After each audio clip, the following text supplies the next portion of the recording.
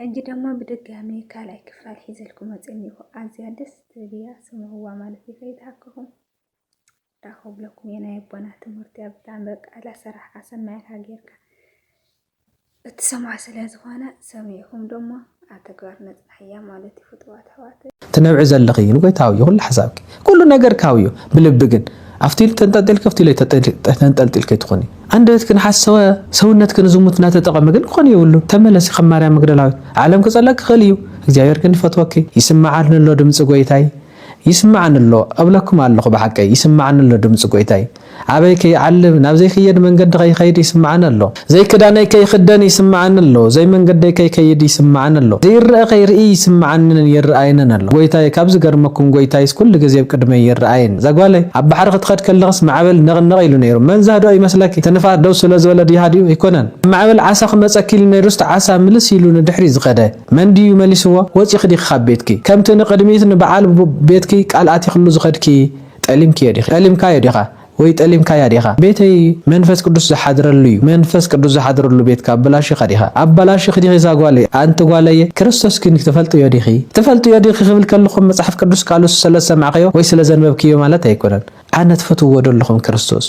አነ ብጣዕሚ የዝፈቱ በሐቂ የዘለኩም ካብ ልበይ በሐቂ ብጣዕሚ የዝፈቱ ብጣዕሚ ፈትዎ እየ በሓደ ምሳይ ከም ዘለዎት መሲሉ ስማዓኒ ጎይታይ ንጉሰይ ከም አቦይ ከም ዓርከይ ከም ኩሉ መናይ ከም አክሊለይ ዝጎይታይ በአርሙዕ ሽቶ ከፍሰልካ معز شو تخنس مسلك قامو تمع زلي نهيوتي تمع زخمو حكي خديخه قويتا يوزاغوالي زاغوالي زودي من هالات عالم تقوليوكا وي بينخ خوين خص ننوع بيني كوينه نابلك تنوعت لغي اجخي لك كريستوس لك ابوك املاك الله نسوز فتوكي بسم الله وولد ومنفس قدوس احدو املاك امين عوشتن او دغن زلخم امنت كريستوس كلكم سلام እግዚአብሔር መሳኸም ይሁን ከመይ ቀንዲኹም ደሓንዲኹም እንኳ አምላኽና እግዚአብሔር ካብ ዕለት ናብ ዕለት ካብ ሰዓት ናብ ሰዓት ካብ ግዜ ናብ ግዜ ሰጋጊሩ ከምዚ እንደገና በትምህርቲ ቃል እግዚአብሔር ክንረኸብ እኳ አገብረና አምላኽና እግዚአብሔር ከመይ ቀንዲኹም ደቀይ ከመይ ቀንዲኽን ደቀይ ናፊቆኩም ብጣዕሚ ስራሕ በዚሕኒ ስለ ዝነበረ እዩ አምላኽና እግዚአብሔር ስለ ዘረኸበና ክብር ምስጋና ይብጽሐዩ ለማዓንተ ድማ አውሽተ ጾም ኮይና አምላኽና እግዚአብሔር ንዓና ዝህበና ቃል ንዓና ዝነግረና ቃል ክንዘራረብ ኢና ምክንያቱ አምላኽና በብዕለቱ ከምቲ ንስጋና ምግብ ዘድልዩ ንነፍስናውን ምግብ ስለ ዘድልያ ቃሉ መጽንዒ እዩ ከምቲ ንሰማይ ዘጽንዖ ቃሉ ንልቦናና የጽንዖ እዩ ከምቲ ንመሬት ኣብ ርእሲ ማይ ዘጽንዓ ንነፍስናውን አምላኽና እግዚአብሔር በቃሉ የጽንዓ እዩ ቃሉ ዝሃበናኮ ክንነብዕ ከለና ክንጽናዕና አሉ ክንሐዝን ከለና ክንብርታዓሉ ክንጠም ከለና ክንዕንገለሉ ክንደክም ከለና ክንብርታዓሉ ክንብለሉ እዩ አምላኽና ዝህበና ኣብ መንገዲ ድምጽ እግዚአብሔር ይስማዓክ ነይሩ ዶ ዛጓለይ ይስማዓካ ነይሩ ዶ ዝወደይ እንታይ ናበለ ይስማዓክ አጅኹ ዛጓለይ ሓይልኽ ውዝኸከ ሓይልኽ ኣነየ አጅኹ ዛጓለይ ኣብ ዝበጻሕኸዮ ጽሒኺ እስካብ ትምለሲ ክድግፈከ ከምቱ ናያይቆ ናያቡ ምኽሪ ሰሚዑ ናያቡ ሓሳብን ቃልን ሰሚዑ ናተጓዓዘ እንዳሃለየ ለይቲ ጸላም ኮይኑ ደቂሱ ክሓድርሞ በብርሃን መዓልቲ ክጓዓዝስ እምነት ተስሒቡ እዩ እኮ ተጠሪሱ ካልእ ትርአስ ስለ ዘይነበረ እምነት ስሒቡ እዩ ተጠሪሱ ካልእ ክዳን ስለ ዘይነበረክ ኣብ ስደታ መንገድስ እታ ዝነበረት ክዳን ይኽኮ ንክፍ ኣቢልክ ተኸዲንክያ ካልእ ምግብ ስለ ዘይነበረክ ዝደረቀ ነገር ነበረኮ ይኽቆርጢምኪ ጥዑም ዘይኮነ ማይ እኳ መሪር እንተኾነ ግን ንጽምእኺ ክተርዊ ስለ ዘለኪ ንጽምእኺ ክተርዊ እቲ ማይ ቀዲሕ ክሰቲኽዮ ካልእ መዓልቲ እኮ እቲ ማይ ሶይ ትሰትዮ ነርኪ ግን አምላኽ ባሪኹልኪ መንገድኹ እንድኢዎ ሰብ እኳ ዋላ ተጸሊእኪ ዋላ ኣብቲ መንገዲ እኳ ሰብ ተጸለክስ ነገር ግን እግዚአብሔር ስለ ዝፈትወኪ እግዚአብሔር ስለ ዝፈትወካ እቲ ማይ መሪር ዝነበረስ ጥዑም ክኾን ይገብረልካ ዘሕምም ዝነበረስ ከም ዘይሕምም ይኸውን ስለዚህ አምላኽና እግዚአብሔር ኣብ ስንቅናውን ኣብ ሓይልናውን ኣብ ጉልበትናውን ኩሉ ይውስኽ እቲ ዝነበረና ክበዝሕውን ይገብረልና ተዝወሓደ ከብዝሕ ከበርትዕውን ይገብር ያዕቆብ ስሑ ኣቢሉ ተኣምነ ምስ ተተርአሳስ አምላኽ እግዚአብሔር ኮኳሕ ክትኾነ ይገበራንኮ ኮታስ ንላዕሊ ገጹ ክገብር እሞ ታ ትርአስ ክትኾኖ ንላዕላይ ቆልሓ እንተበለ ከዓ ብርሃን በሪሁ ንላዕሊ ቆልሓ እንተበለስ መሳልል ካብ ሰማይ እስካብ ምድሪ ተተኺሉ ኣብቲ መሰላልስ እግዚአብሔር ኮፍ ኢሉ أرى خفي لتراه ونايكون ندم سويا سمع الله ياكو وداي زول كما يتعم يزي عبزوحات إذني بتحي يزي عبزوحات قال سمعي يزي عبيت ما أسرت زنبر افتحي يزي قال زي ኣብ ዕርቃን ዝነበረ ኸዲኑ እዩ ድምፂ እዚ ኣብ እስራት ዝነበረ ፍትሒ እዩ ድምፂ እዚ ኣብ ሕማም 12 ዓመት ይፈሳ ዝነበረ ደም ኣጽኒዑ እዩ ዝቃል እዚ ኣብ ውሽጢ መቃብር ዝነበረ አልዓዛር አልዒሉ እዩ ድምፂ እዚ ይስማዓንሎ ድምፂ ጎይታይ ይስማዓንሎ ኣብለኩም ኣለኹ ብሓቀይ ይስማዓንሎ ድምፂ ጎይታይ ኣበይ ከይዓልብ ናብ ዘይክየድ መንገዲ ከይኸይድ ይስማዓንሎ ዘይክዳነይ ከይክደን ይስማዓንሎ ዘይ መንገደይ ከይከይድ ይስማዓንሎ ዘይርአ ከይርኢ ይስማዓንን ይርአየንን ኣሎ ጎይታይ ካብ ዝገርመኩም ጎይታይ ኩሉ ግዜ ቅድመይ ይርአየኒ ጎይታይ ንጹህ ክርስቶስ ኣቦይ ክርስቶስ ስለ ንዓይ ዝሞተ ክርስቶስ የማናይ ናብ የማናይ ገጹ ርእሱ ዘንብል ከብል ከሎሞ ጸሚኤ ትብል ድምፁ ተስማዓንላ ዝጎይታይ እዚ ንጉሰይ ይስማዓክ ደሎ ዘጓለይ ይስማዓካ ደሎ ንሱ ይስማዓካ ተልዩ ሓንቲ ኃጢአት እውን ኣይትገብርን ሓንቲ በደል እውን ኣይትገብርን ኢኻ ጎይታ እግዚአብሔር ኣብ ልዕሊ መሳለል ኮይኑ ተሰሚዕዎ ያዕቆብ ወደይ ኣብቲ ዘለለኻዮ በጽሒኻስ ካብ ትመጽእ ኣነ ካብ ጎድንኻ ይፍለይ ኣብ ዝበለ ጸጋ እዩ ከመይ ዝበለ ምዕዳል እዩ እዚ ምዕዳል እዩ ብሓቂ ምዕዳል እዩ ጸጋ እዩ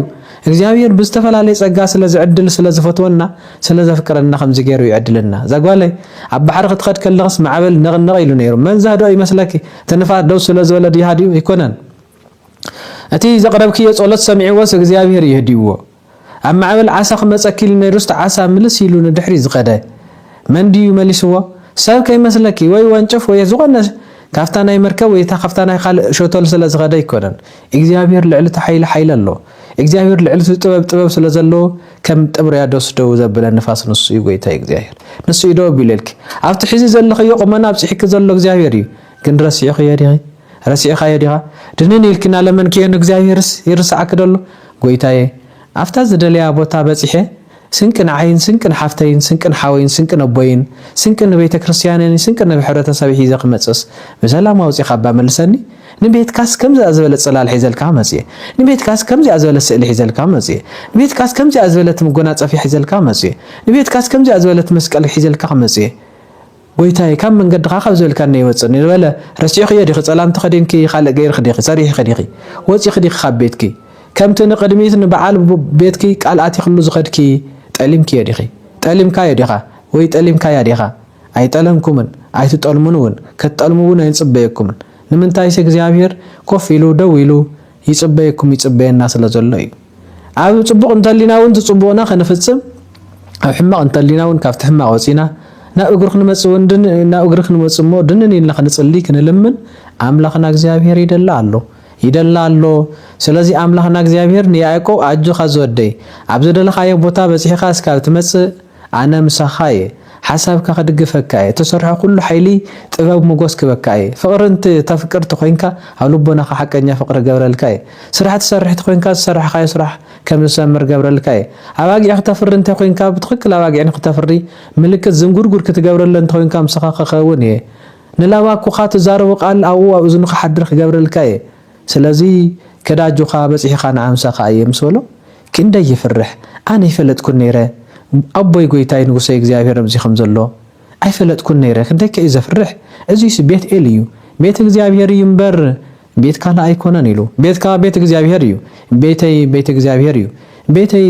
መንፈስ ቅዱስ ዝሓድረሉ እዩ መንፈስ ቅዱስ ዝሓድረሉ ቤትካ በላሽኻ ዲኻ ኣበላሽኽ ዲኻ ዛጓለይ ኣየበላሽኽን ተበላሽኽ ኮይንክውን ክትምልስዮ ኣለኪ እግዚአብሔር ከምኡ ስለዝደሊ ናይ እግዚአብሔር ደቂ ሎም ማዓንት እምበር ነዚ ተሓሒዝና እንታይ ንኽንብል ሰብ ዝጸልአ እግዚአብሔር ግን ዘቕረባ ሰብ ዝጸልአን ዝነበረ እግዚአብሔር ግን ዝጸውዕን ሰብ ኣርሒቕዎን ዝነበረ እግዚአብሔር ግን ዘቕረበን ብንስሓ ዝጸውዕን ብምሕረት ዝምሓረን ዘፍቅረንን ዝፈተወንን እግዚአብሔር ሰባት ብዙሓት ቃላት ተዛሪቦም ነይሮም ብናይ ምድሪ እግዚአብሔር ግን ብናይ ምድሪ ስለ ዘይመጽእ ብናይ ሰማይ ስለ ዝኾነ ናብቲ ናይ ሰማያዊ ሓይልን ክብርን ጸጋን ኣብጽሒወን እዩ ዘን ሓዋትና ከመይ ድዩ ማርያም መግደላዊት ኣብ ምንታይን